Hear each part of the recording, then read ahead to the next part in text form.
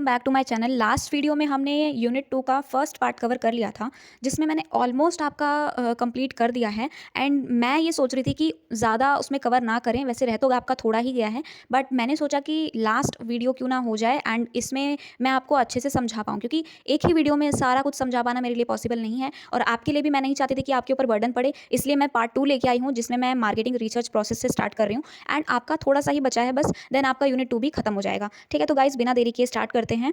तो marketing research process क्या होता है वो समझते हैं। सो मार्केटिंग रिसर्च प्रोसेस एक स्टेप बाय स्टेप प्रोसीजर है, जिसमें डेटा कलेक्ट एनालाइज किया जाता है, इंटरप्रेट किया जाता है, ताकि मार्केटिंग प्रॉब्लम सॉल्व हो सकें। अब इसका कंसेप्ट क्या है, रिसर्च रैंडम नहीं होता है, एक प्रॉपर प्रोसेस फॉलो करता है ये। ठीक है, अब इसका एम होता है एक्यूरेट यूज़ करना और यूज़फुल इन्फॉर्मेशन प्रोवाइड करना। ठीक है, इसके कुछ स्टेप्स होते हैं जिनको फॉलो करके ही ये किया जाता है। तो steps in marketing research process में स्टार्ट करती हूँ यहाँ से।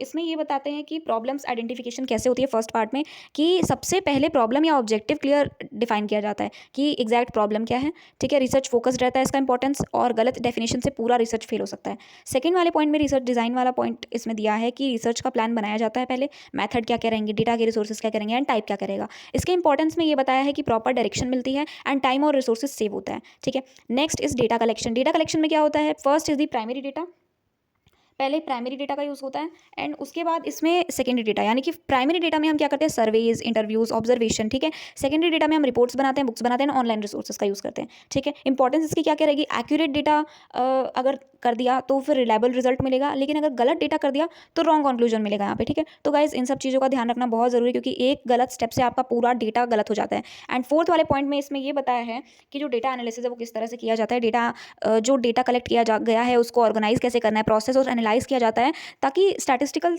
टूल्स जो हैं वो मतलब यूज़ हो सके अच्छे से। ठीक है, अब इसका इंपॉर्टेंस क्या रहेगा, फर्स्ट रॉ डेटा को मीनिंगफुल इन्फॉर्मेशन में कन्वर्ट करता है ये, सेकंड प्रॉब्लम को बेटर समझने में हेल्प करता है। ठीक है, fifth point is interpretation of results, इसमें एनालाइज डेटा को समझकर कंक्लूजन निकाले जाते हैं और इसका इंपॉर्टेंस ये रहेगा कि डेटा के एक्चुअल मीनिंग समझने में हेल्प होती है। सेकंड की डिसीजन मेकिंग का सबसे जो बेस होता है वो बनता है। एंड सिक्स्थ वाले पॉइंट में इसमें ये बताया है कि जो रिपोर्ट प्रिपरेशन और प्रेजेंटेशन है वो किस तरह से किया जाता है, तो इसमें फाइनल रिजल्ट्स को रिपोर्ट में प्रिपेयर करके मैनेजमेंट को प्रेजेंट किया जाता है। ठीक है, मतलब फाइनली जो भी आपने किया, गलत किया, सही किया, जो भी आपने किया। ठीक है, अब गलत तो मैं नहीं कहूँगी, क्योंकि वो रिसर्च इतनी करते हैं कि जो भी गलती होती है वो पहले से फाइंड आउट करते हैं उसको एंड करेक्ट करके दे देते हैं।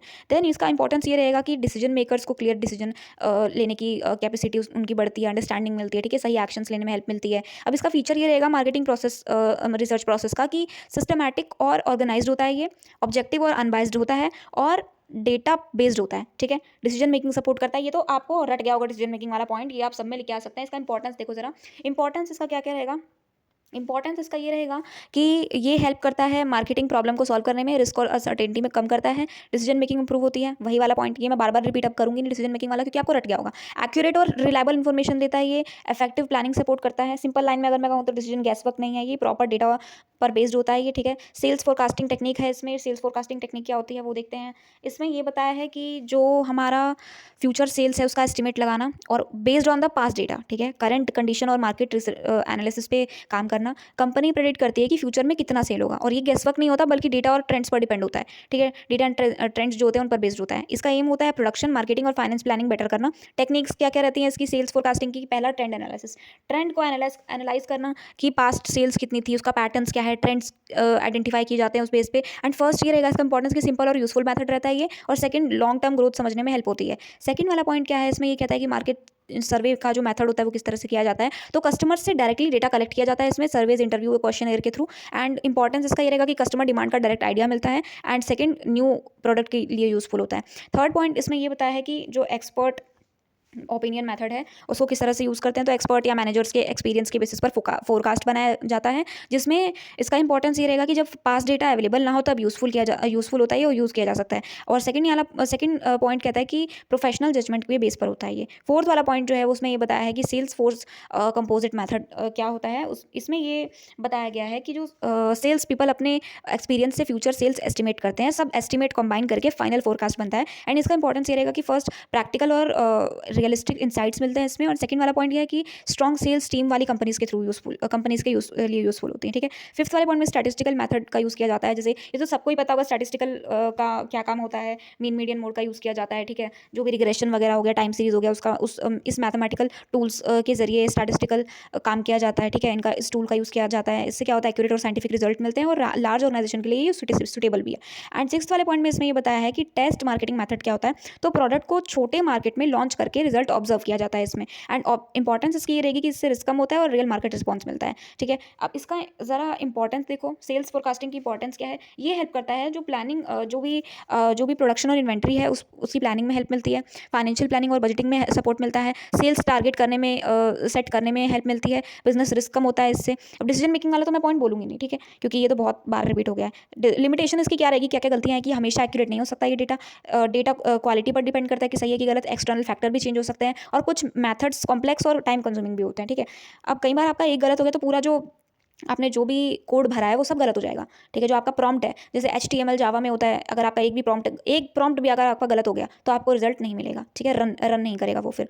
एंड सिंपल लाइन में अगर मैं कहूँ कि सेल्स फोरकास्टिंग क्या है, तो सेल्स फोरकास्टिंग से फ्यूचर डिमांड का आइडिया मिलता है और प्लानिंग ईजी हो जाती है, ठीक है। मार्केटिंग टैक्टिक्स के बारे में पढ़ते हैं। अब ये क्या होता है, मार्केटिंग टैक्टिक्स जो होता है इसमें ये बताया जाता है कि शॉर्ट टर्म एक्शंस कैसे किए जाते हैं जो कंपनी अपनी मार्केटिंग स्ट्रेटेजी को इंप्लीमेंट करने के लिए यूज़ करती है, ठीक है। अब इसका कंसेप्ट एक्सप्लेनेशन यही रहेगा कि ये एक्शन बेस्ड होते हैं, एक्सक्यूजन फोकस होते हैं, ठीक है, स्ट्रेटेजी से डिराइव होते हैं और शॉर्ट टर्म रिजल्ट के लिए यूजफुल होते हैं ये। अगर स्ट्रैटेजी की बात करें तो इसमें क्या क्या आएगा, क्या और क्यों करना है, टैक्टिक्स की बात करें तो कैसे करना है, ठीक है। अगर थर्ड वाले पॉइंट की बात करें कि फीचर्स ऑफ मार्केटिंग टैक्टिक्स, तो इसमें यही बताया है शॉर्ट टर्म्स वाला, जो अभी मैंने आपको डेफिनेशन में बताया कि शॉर्ट टर्म्स और इमीडिएट रिजल्ट के लिए यूजफुल होता है, प्रैक्टिकल एक्शंस बेस्ड होता है, फ्लैक्सिबल होता है, सेल्स और कस्टमर रिस्पॉन्स से डायरेक्टली लिंक्ड होता है और स्ट्रैटेजी को सपोर्ट करता है, ठीक है। फोर्थ वाला जो यहाँ पे पॉइंट है, टाइप्स ऑफ मार्केटिंग टैक्टिक्स, ये थोड़ा सा गाइज ये थोड़ा सा टिपिकल है तो इसको समझने की जरूरत है आपको।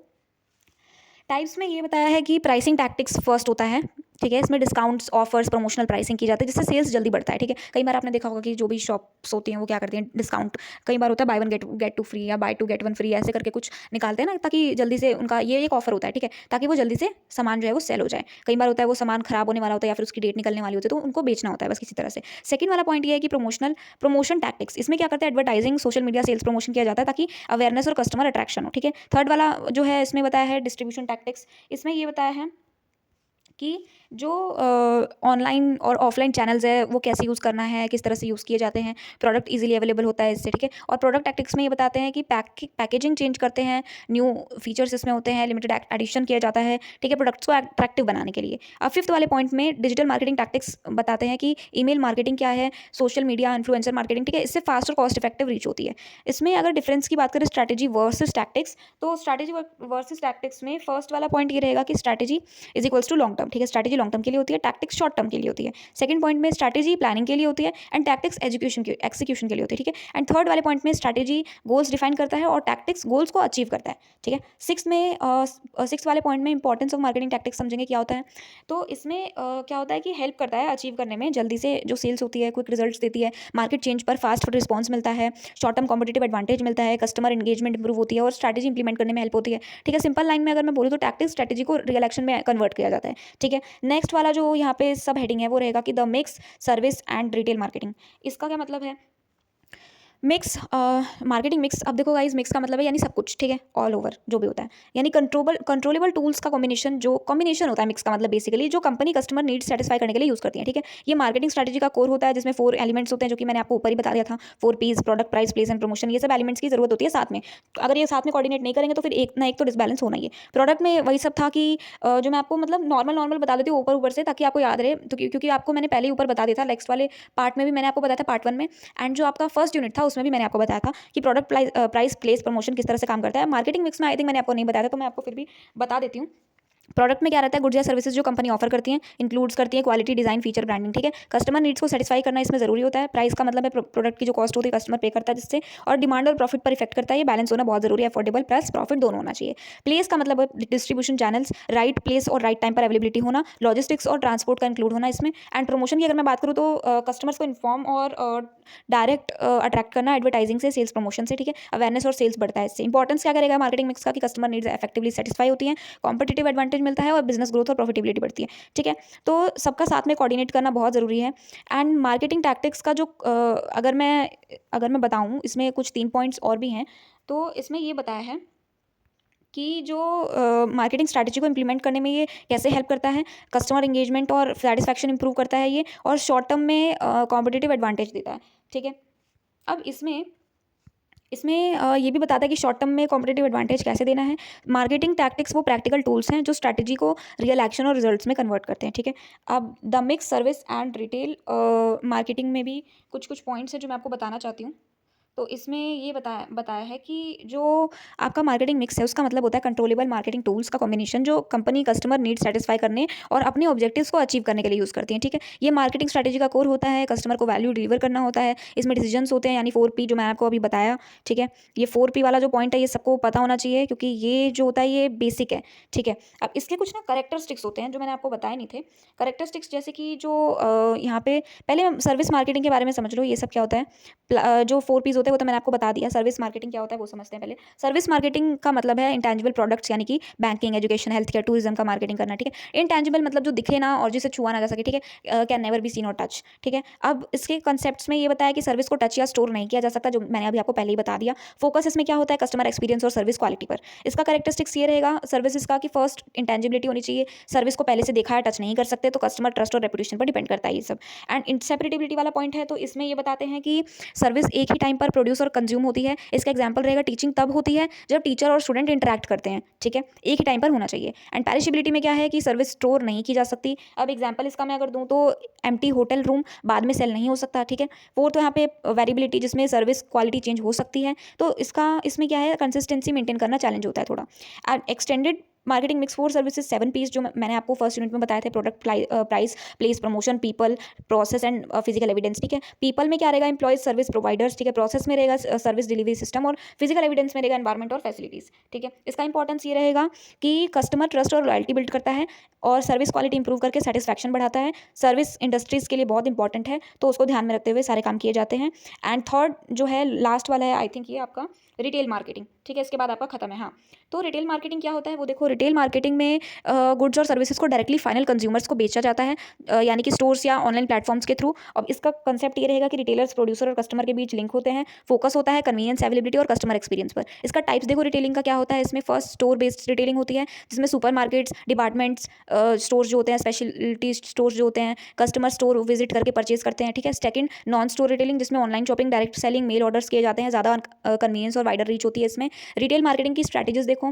फर्स्ट इसकी स्ट्रैटेजी में ये है कि प्रोवाइड ये करता है प्रोडक्ट वैरायटी और असॉर्टमेंट, कॉम्पिटेटिव प्राइसिंग की जाती है, स्टोर लेआउट और विजुअल मर्केंडाइजिंग होती है, एंड कस्टमर सर्विस और एक्सपीरियंस किया जाता है इसमें। इंपॉर्टेंस इसका यही रहेगा रिटेल मार्केटिंग का कि प्रोडक्ट एफिशिएंटली कस्टमर तक पहुंच जाते हैं और कस्टमर सेटिस्फैक्शन इंप्रूव होता है जिससे सेल्स और बिजनेस ग्रोथ इंक्रीज होती है, ठीक है। तो फाइनल लाइन अगर मैं कहूँ तो marketing mix plus service plus marketing plus retail marketing is equals to customer value plus satisfaction plus business success, ठीक है। तो ये होना बहुत ज़रूरी है। जब तक सारी चीज़ एक साथ कोऑर्डिनेट नहीं करेंगी तब तक आपका डिसबैलेंस होता रहेगा। एंड आपको ज़रूरी ये है आप ट्रेंड को फॉलो करें, कॉम्पिटिटर को एनालाइज करें, एंड फिर आप जो है अपना प्रोडक्ट बनाएं एंड आप फीडबैक लेते रहें जो कस्टमर्स हैं उनका, ठीक है। तो यहीं पे जो है आपकी यूनिट 2 खत्म होती है। तब तक नेक्स्ट वीडियो के लिए रेडी रहें। प्लीज़ बी प्रिपेयर, अपने नोट्स को पढ़ते रहें। एंड अगर आपको, मैं बार बार कहती हूँ, कोई भी प्रॉब्लम है तो प्लीज़ कमेंट में मैसेज करें मुझे, मैं कमेंट देखती रहती हूँ। एंड कोई भी डाउट हो तो प्लीज़ बेझिझक पूछें। और हाँ, यूनिट 3 के लिए रेडी रहें। मैं यूनिट 3 बहुत ही जल्दी अपलोड करूँगी।